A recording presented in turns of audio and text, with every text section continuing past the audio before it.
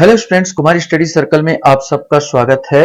Hostel अधीक्षक के paper को आगे बढ़ाते हुए आज हम लोग सामान्य ज्ञान का जो आपका एक चैप्टर है, इसमें खेल से संबंधित आपका एक सिलेबस जोड़ा गया है। खेल और शिक्षा पर आज हम लोग देखेंगे। इस खेल और शिक्षा पर वीडियो ये मेरा रहेगा। थ्योरिकल है, पहले थ्योरी समझ लेते हैं, इसके बाद ऑब्जेक्टिव देखेंगे। वैसे मैंने बाल मनोविज्ञान के सारे कंप्लीट कर दिए हैं। जो बच्चे मुझसे अभी भी जुड़ रहे हैं उनको बता देना चाहता हूं, इस प्रकार के वीडियो मैं बनाता रहता हूं। अगर आप लोग मेरे पुराने वीडियो को देखना चाहते हैं तो मेरे चैनल के प्लेलिस्ट में जाएंगे, जिसमें हॉस्टल अधीक्षक 2024 वाला प्लेलिस्ट दबाकर सारे वीडियो को देख सकते हैं। तो चलिए आज हम लोग समझते हैं खेल और शिक्षा। खेल का प्रभाव शिक्षा में क्या है और शिक्षा का प्रभाव खेल में क्या है। उन्हें खेल का शिक्षा से क्या संबंध है उसके बारे में थोड़ा जानना चाहेंगे और देखेंगे। हम अच्छी तरह जानते हैं खेल हमारे विकास के लिए, बच्चों के विकास के लिए, वयस्कों के विकास के लिए बहुत आवश्यक होता है।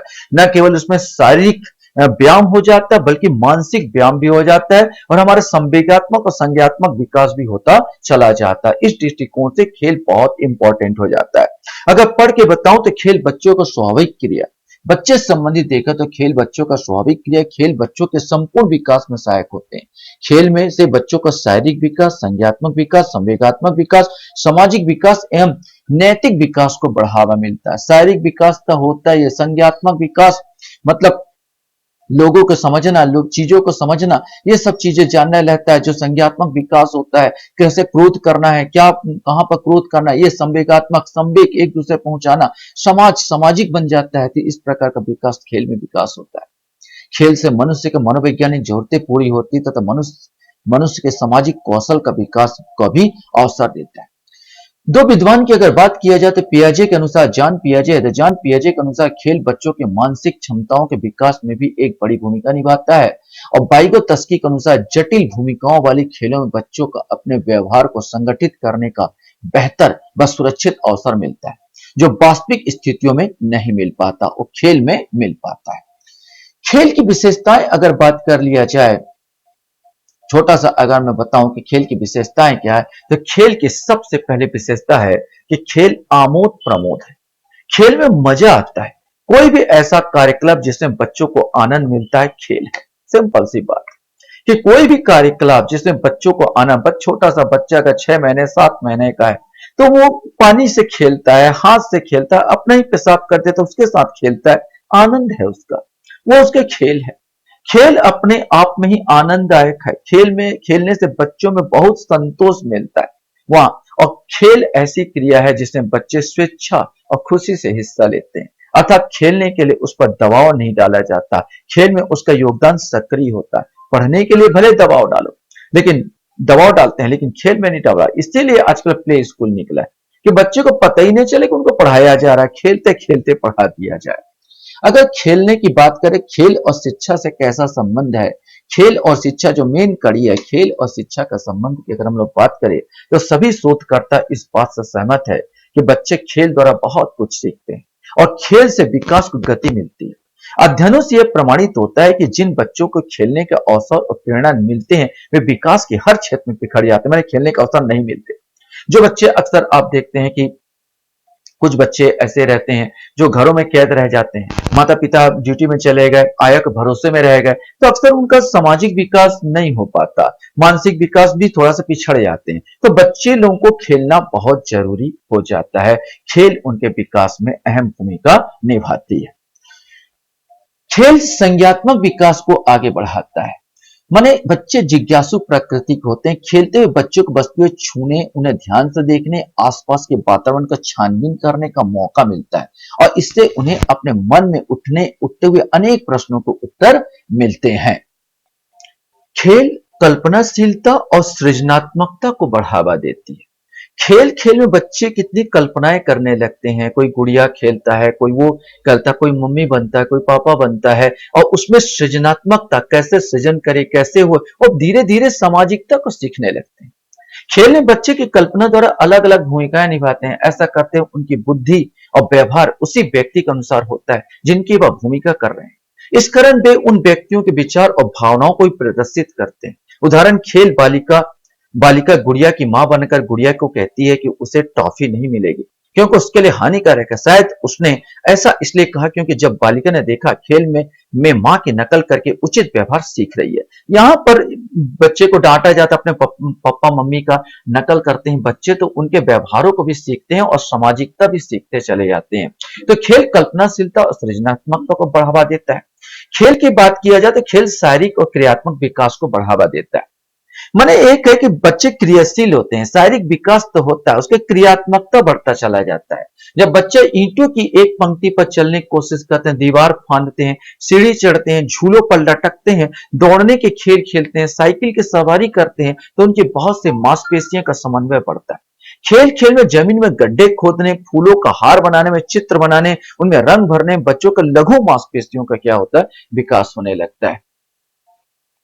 खेल भाषाई विकास में सहायक होते हैं। जब तक बच्चा खेलेगा नहीं, दूसरे से वार्तालाप नहीं करेगा, अपनी भावनाओं को व्यक्त नहीं कर पाएगा, तब तक वो भाषा को बहुत जल्दी सीख नहीं पाता। लेकिन आपने देखा होगा जो बच्चे अक्सर आपने देखा होगा ग्रामीण इलाका में या निम्न वर्ग के लड़के जो रात दिन खेलते रहते हैं, वो गाली गलौज तक भी सीख जाते हैं और बहुत ज्यादा उनका भाषा का विकास हो जाता है। जबकि वहीं पर संभ्रांत घर के लड़के जो कि एकांत में रहते हैं और ज्यादा खेल कूद नहीं पाते हैं, उनका भाषा का विकास नहीं हो पाता। तो खेल भाषाई विकास में बहुत सहायक होते हैं। यह तो स्पष्ट है कि भाषा जानने के लिए उनका भाषा को सुन पाना और बोल पाना आवश्यक है। खेलने के दौरान बच्चों में भाषा का विकास भी होता जाता है। खेल द्वारा बच्चे सामाजिक होना सीखते हैं। खेलते समय बच्चे अक्सर वयस्कों की नकल करते हैं। इस प्रकार उपयुक्त व्यवहार उन भूमिकाओं को सीखते हैं जो कि उन्हें बड़े होकर निभानी होगी। खेलते हुए परस्पर क्रिया में वे विभिन्न प्रकार के कार्यों, त्योहारों, धारणाओं के बारे में जानकारी प्राप्त करते हैं। खेल भावनात्मक विकास में भी सहायक होता है। यहाँ पर तो खेल क्रियाओं बच्चों को हर्ष, उल्लास, क्रोध, भय, दुख व्यक्त करने का अवसर प्रदान करती। गुड़िया गुड़िया खेल में भाई बच्चा बनता है, मम्मी है तो मम्मी डांटेगी, तो ये भावनात्मक विकास है। यहाँ पर भय, क्रोध, क्रोध कैसे प्रकट करना, ये सब सीखते हैं। खेल बच्चों का विकास मदद करके उनका भविष्य की भूमिकाओं के लिए तैयार करते हैं। अब खेलों के अगर थोड़ा सा प्रकार देख लिया जाए तो कितने प्रकार के हमारे पास खेल है। तो एक खेल होता है मुक्त खेल और संरचनात्मक खेल। मुक्त खेल जहां पर बच्चे लोगों को कोई पाबंदी नहीं है, सिंपल सा उसमें ही देखो मुक्त खेल जिसमें बच्चों को कोई पाबंदी नहीं हो, वो मुक्त रूप से खेलता, कोई नियम कानून नहीं, तो मुक्त खेल हो जाता है। लेकिन संरचनात्मक खेल की बात किया जाए, जैसे कोई खो खो खिलवा रहा है या कोई आदमी खेलने का नियम कानून बना के खिलवा रहा है उसमें, तो जानबूझ के खिलवा रहा है, तो संरचनात्मक खेल हो जाता है। उदाहरण, जब बालिका मिट्टी के साथ किसी वयस्क के हस्तक्षेप निर्देशन के बिना ही खेल रही हो, तब इसे मुक्त खेल कहते हैं। दूसरी ओर आकृति की संकल्पना समझने के लिए बालिका को जब पालन करता निर्देश देती है, जैसे चलो बाहर चलकर मिट्टी के कटोरे से थाली बनाए, तब खेल संरचित हो कहलाता है। दोनों प्रकार खेल बच्चों के लिए अनिवार्य। मुक्त खेल जिज्ञासा और पहल को बनाए रखता है और बच्चों को खोज करने के लिए प्रोत्साहित करता है। संरचनात्मक खेल में पालन करता बालिका का ध्यान कुछ विशेष पहलुओं की ओर आकर्षित कर सकती है जिसके बारे में उसने सोचा ना हो। इस प्रकार संरचनात्मक खेल विशेष लक्ष्य की प्राप्ति में मदद करता है।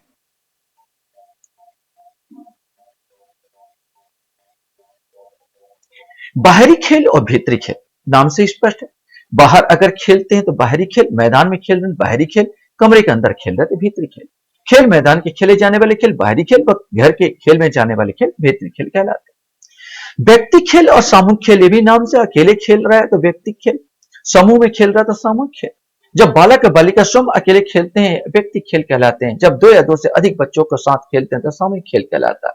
जहां समूह में खेलने से सामाजिक कौशल बढ़ते हैं, वहीं व्यक्ति खेल बच्चों को उन वस्तुओं से खेलने में समय देता है जो उन्हें सबसे रुचिकर लगती है। दोनों ही खेल उसके कौशल के विकास में सहायक होते हैं। ओजस्वी खेल और शांत खेल, यहाँ दो प्रकार के खेल और यहाँ पर है, ओजस्वी खेल और शांत खेल। बच्चे भागने, कूदने, उछलने वाले खेल खेलना पसंद करते हैं, अर्थात वह खेल जिसमें अधिक ऊर्जा की आवश्यकता होती है। ऐसी खेल क्रिया ओजस्वी सक्रिय खेल कहलाती है। वे खेल जिनमें अधिक शारीरिक क्रिया की आवश्यकता न हो, जैसे जमीन पर चाक से लिखना, चित्र बनाना, मिट्टी के खिलौने बनाना, पत्थरों से मीनार बनाना, बच्चों को आराम देती है। ऐसे खेल जिसमें अधिक ऊर्जा व्यय नहीं होता, शांत खेल कहलाता है। संवेदी और क्रियात्मक और प्रतीकात्मक खेल के बारे में बात कर लिया जाए तो शैशव काल, मतलब जब बच्चा 3 साल से नीचे 3 साल तक का प्राय होता है, तो शैशव काल में बच्चों का खेल वस्तुओं को छूना, सूंघना, चखना, परिवेश में छानबीन करना। अब 6 महीने के बच्चे कुछ भी पकड़ा होगा मुंह में ठूसने की कोशिश करता है, वह अपने पैर को पकड़ के ही मुंह में डालने की कोशिश करता है। ये सब के सब संवेदी है, वो केवल अपनी मांसपेशियों और इंद्रियों से ग्रसित हो रहा है। इन क्रियाओं में इंद्रियां संलग्न होती है और मांसपेशियों का समन्वय की आवश्यकता होती है, इसलिए इन्हें संवेदी क्रियात्मक खेल कहा जाता है। शैशव काल के अंत तक बच्चे नाटकीय खेल में भाग लेने लगते हैं। इस तरह खेल बच्चे कल्पना करते हैं कि टीन का डिब्बा घर है, घर बना लेते हैं टीन के डब्बा को, लकड़ी का गुटका हवाई जहाज बना लेते हैं। इस प्रकार एक वस्तु का उपयोग उसके वास्तविक रूप से हटकर होता है। बच्चे अन्य लोगों की भूमिका निभाते हुए कभी फल वाला, कभी शिक्षक, तो कभी फूल वाला वाली बनकर ढोंग करते हैं। इस प्रकार के खेल में वस्तुओं और लोगों का प्रतीकात्मक रूप में उपयोग करने से ज्ञानात्मक योग्यता की आवश्यकता होती है। ऐसे खेल प्रतीकात्मक खेल कहते हैं। ये भी विकास में सहायक होते हैं। अब खेलों को प्रभावित करने वाले कारक कौन कौन से ऐसे कारक है जो खेलों को प्रभावित करेंगे? तो यहां पर सबसे पहले आयु आयु देखना होगा। छोटा बच्चा है तो अकेले मस्त खेलेगा, वो केवल छूना ऊना पसंद करना, उसको टोड़ा टाड़ा पसंद करेगा। छोटा बड़ा हो गया, 4 साल का बच्चा हो गया तो साइकिल लेकिन चलाना पसंद करेगा। 8-9 साल का बच्चा होगा तो समूह में खेलना पसंद करेगा। हर आयु भी होता है जो बच्चे कौन सा खेल खेलेंगे, ये बच्चों पर डिपेंड करता है, आयु पर डिपेंड करता है। बच्चे किस प्रकार खेल चुनते हैं यह उनकी उम्र पर प्रभावित होता है। एक 6 महीने के शिशु के लिए अपने आसपास पड़ी वस्तुओं को उठाना और उनका निरीक्षण करना खेल है। एक 4 वर्षीय बालक का तिपहिया साइकिल चलाना, रेत से वस्तुएं बनाना आनंददायक लगता है। एक 8 वर्षीय बालक दोपहिया साइकिल चलाना, पेड़ों पर चढ़ना पसंद करता है। बच्चों द्वारा खेल क्रिया का चुनाव उनके कौशल और योग्यता से भी निर्धारित होता है।